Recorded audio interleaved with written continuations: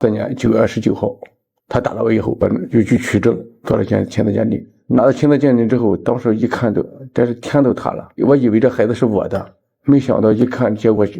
不是我的孩子。当时我也不相信啊，就是养了20多年，怎么可能是外人的？跟我要房子，我不给他。我不是在农村里有一套小产权的房子吗？叫我从房子里滚出去，说你不是我亲爹，你这个窝囊废，这房子是我留给我妈的，叫我从房子滚出去。2026年5月27日下午，山东淄博张店区人民法院，一个年轻人第4次拒绝了法官的亲子鉴定要求。他态度坚决，理由从牙刷来源不明到采样流程存在漏洞，换着花样的推脱。而坐在法庭另一侧的那个男人，用22年时间把他养大，供他读书，给他买房，离婚时几乎净身出户，只为让他过得好一点。现在这个父亲才知道，孩子不是自己的。更残酷的事情还在后面，他的2个孩子都不是亲生的，而且2个孩子的生父是2个完全不同的人，一个是前妻娘家所在村的村支书，另一个是这位父亲姜洪涛自己的亲堂哥。这不是电视剧，这是真实发生在山东淄博的一起家庭伦理案件。从2023年离婚时的倾囊而出，到2026年5月的对簿公堂，姜洪涛用了3年时间揭开了一个埋藏了20多年的谎言。今天就请跟随小薇一起来复盘这起近期轰动全网的人伦悲剧。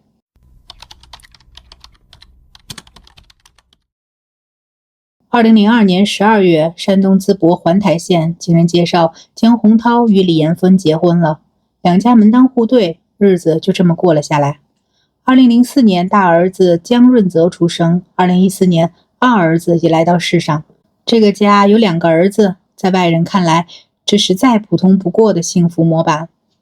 姜洪涛对李艳芬非常信任，他常年在外务工，所有工资收入一分不少，全部交给妻子管理，从不核查。用他后来接受采访时的话说，我觉得家就是家，钱给老婆管天经地义。在朋友眼里，2人没有剧烈冲突，日子一直在往前走。但从2022年开始，李艳芬开始频繁不回家，有时一连几天见不到人，问他去哪里了，回答总是含糊其辞。夫妻关系日渐疏离，姜洪涛回忆，那段时间他隐约感觉到不对劲儿，但具体哪里不对又说不上来。2023年5月，2人协议离婚。离婚时，姜洪涛做了一个日后让他追悔莫及的决定。他念及2个孩子未来的生活，几乎净身出户，一套商品房赠与大儿子，一套农村小产权房赠与二儿子，还约定离婚后双方共同承担大儿子的所有开销，上学、看病、结婚彩礼全包，他自己只留了一辆跑运输的货车。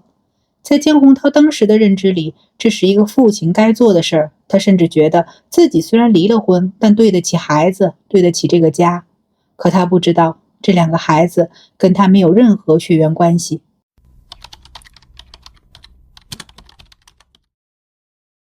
离婚后，大儿子姜润泽并没有安生过日子，他频繁回家找姜洪涛要钱要财产，态度越来越恶劣。有一次，姜洪涛刚跑完长途货运回到家，大儿子就直接伸手要钱。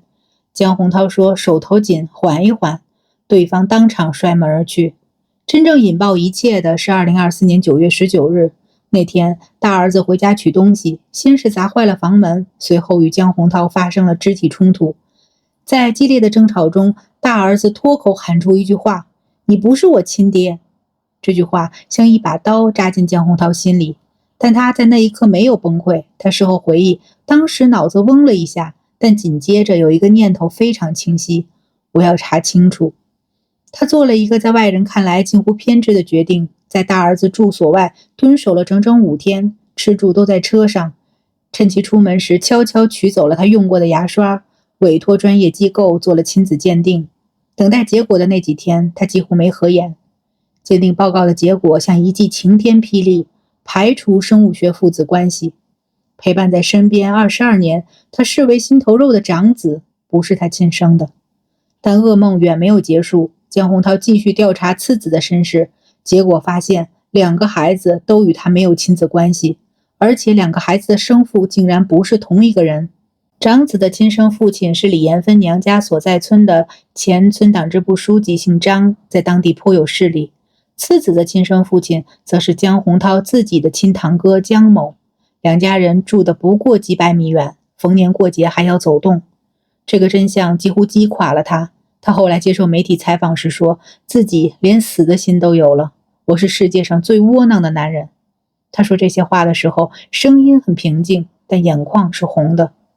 他那年过七旬的父母得知养育20多年的孙子并非自家血脉后，心都碎了。姜洪涛的母亲后来跟邻居说起这事儿，说着说着就哭，哭了就说不出话来。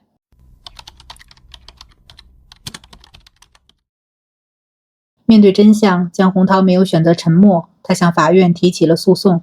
第一个目标是确认他与2个孩子之间不存在亲子关系。在诉讼过程中，前妻李延芬和大儿子姜润泽始终拒绝配合做司法亲子鉴定。法院前后4次向大儿子送达鉴定通知，每次都被他以各种理由拒绝。第一次说牙刷来源不明，第二次说采样流程存在漏洞，第3次说不确定被采样人是不是自己，第4次干脆不接法院的电话。根据民法典的亲子关系推定规则，在有证据证明存在亲子关系异议，另一方无正当理由拒绝配合时，法院可以推定主张成立。2025年4月，法院一审判决确认，姜洪涛与2个孩子均不存在亲子关系。李延芬和姜润泽上诉后，二审维持了原判。这一定论为姜洪涛后续的财产索赔铺平了道路。2025年4月11日，姜洪涛另行提起诉讼，提出3项核心诉求：返还20多年来的抚育费约34万元，赔偿精神损害抚慰金10万元，撤销离婚协议中对财产的赠与条款，收回已赠与大儿子的2套房产，重新分割夫妻共同财产，3项合计约47万元。47万对于一个跑了20多年长途货运的司机来说是一笔巨大的数字，但姜洪涛说他要的不是钱，是公道。面对这些诉请，李延芬的态度出现了微妙变化，他同意精神赔偿，这部分大概有10万元，但坚决拒绝返还抚养费和房产。他的理由是孩子已经养大了，钱也已经花了，现在要回去不合理。而在2025年9月的一场法庭诉讼中，一个关键证据浮出水面，李延芬与堂哥姜某以书面形式正式承认了双方存在婚外关系，这是10多年来第一次白纸黑字的承认。这份书面材料后来成为姜洪涛代理律师手中最有力的证据之一。2026年5月27日下午，案件在淄博市张店区人民法院一审2次开庭，庭审持续了2个半小时，法院仍未当庭宣判。这次庭审有几个值得注意的细节：前妻李延芬本人缺席，大儿子姜润泽亲自出庭。法官再次问他是否愿意做亲子鉴定，他再次拒绝。这一次他的情绪比以往任何一次都激动。据旁听者描述，姜润泽在法庭上情绪失控，与养育了他20多年的父亲爆发了激烈冲突。他不仅大声反驳法官的问询，还当着法官的面出言侮辱姜洪涛，用词极其难听。法警不得不2次提醒他控制情绪。姜洪涛事后对记者说，那一刻他就像养了一条狼。他坐在原告席上，看着对面那个自己一把屎一把尿拉扯大的孩子，一句话都说不出来。他的代理律师文红艳透露，如果不是大儿子后来这一系列行为，先动手打父亲，又在法庭上辱骂，姜洪涛原本还是愿意把房产留给孩子的。毕竟养育了这孩子20多年，感情不是假的。律师说，姜洪涛在决定起诉之前，一个人在车里坐了很久，最后他打电话给律师说，告吧，不告不行了。是这一步又一步的逼迫，让他最终决定把属于自己的东西全部要回来。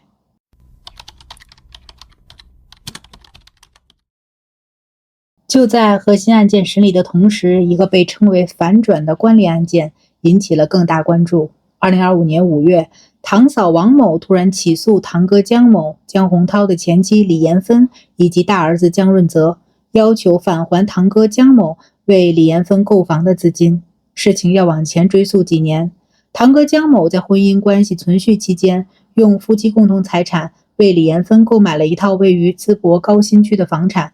这套房子后来被卖掉，所得房款部分用于购置江洪涛与李延芬的夫妻共同财产，还有10万元直接转入了江洪涛的个人账户，而江洪涛对此完全不知情。一审法院查明事实后认定，江某与李延芬存在不正当男女关系，以夫妻共同财产为婚外情人购房，这种赠与行为违背公序良俗，依据民法典第153条应属无效。李延芬、江洪涛作为夫妻共同财产的共有人，应共同返还原告王某款项36万元。也就是说，江洪涛需要和前妻一起向堂嫂返还36万元。判决一出，舆论哗然，有网友直言，白养了2个孩子22年，最后还要倒赔36万。更令人讽刺的是，2个孩子的生父堂哥江某没有承担任何经济责任，反倒是被骗了22年的江洪涛成了被追债的对象。江洪涛的代理律师在庭审中提出，江洪涛本人对这笔购房款毫不知情，10万元转入他的账户时，他甚至不知道钱是从哪里来的。但法院认为，这笔钱确实用于了夫妻共同生活，作为夫妻共同财产的共有人，他需要承担责任。这个案子还有一个让人愤怒的细节，堂哥江某在诉讼过程中始终没有出庭，他的代理律师代为出庭，对于婚外情的事实没有提出实质性反驳，而江洪涛一个受害者却要坐在被告席上为堂哥和妻子的婚外情买单。这场持续数年的纠纷甚至牵连了江洪涛年过七旬的父母。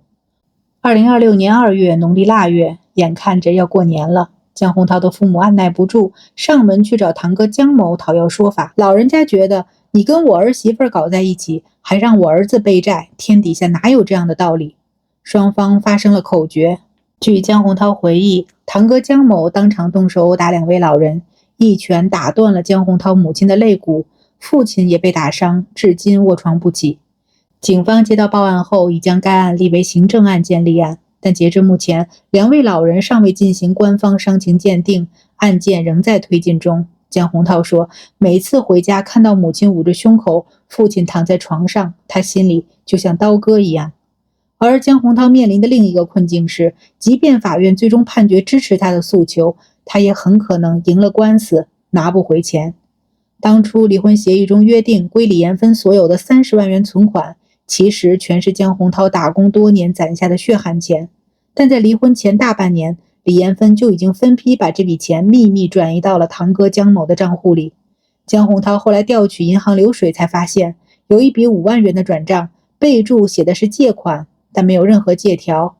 更惊人的是，大儿子江润泽在获得2套房产赠与后，很快办理了抵押手续，抵押所得资金经过层层流转，最终同样流向了堂哥江某的个人账户。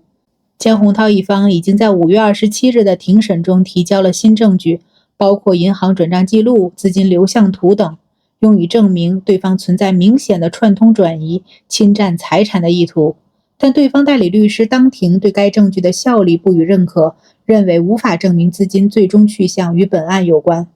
这意味着，即便法院判决撤销赠与，要求返还房产，2套房产已经背负了债务，而被转移的钱也很难追回来了。江洪涛的律师坦言，从执行的角度看，前景并不乐观。江洪涛说，他要维权到底，法庭还没有宣判，但有些东西就算判了也回不来了。22年，一个小婴儿可以长成青年，一对夫妻可以建立足以抵御半生风雨的信任，但22年也可以让一场精心编织的谎言在一声最无情的“你不是我亲爹”中轰然坍塌。2位生父呢，村支书和堂哥，至今没有因这场长期婚外情承担任何经济或法律的后果。他们一个在当地照常生活，一个继续做着生意，而那位被骗了22年的父亲还在等着法院给他一个说法。江洪涛的父母还躺在床上，堂哥打人的案子还在查，抚养费和房产纠纷案等待宣判，被转移的钱和抵押的房子不知道还能不能要回来。江洪涛说，不管多难，他会把属于自己的东西一件一件要回来，哪怕要不回来也要讨个说法。这不是钱的事儿，钱买不来他的22年。法庭会择期宣判，但我们知道有些账法律能算清，而有些账却永远也算不清。感谢您收看今天的小薇说案，我是小薇，我们下期再见。感谢大家观看今天的案件解析。如果您喜欢我们的内容，别忘了点赞、订阅小薇说案，打开小铃铛，第一时间获取最新更新。有什么想法或想听的案件，也欢迎在评论区留言，和小薇一起讨论。我们下期再见。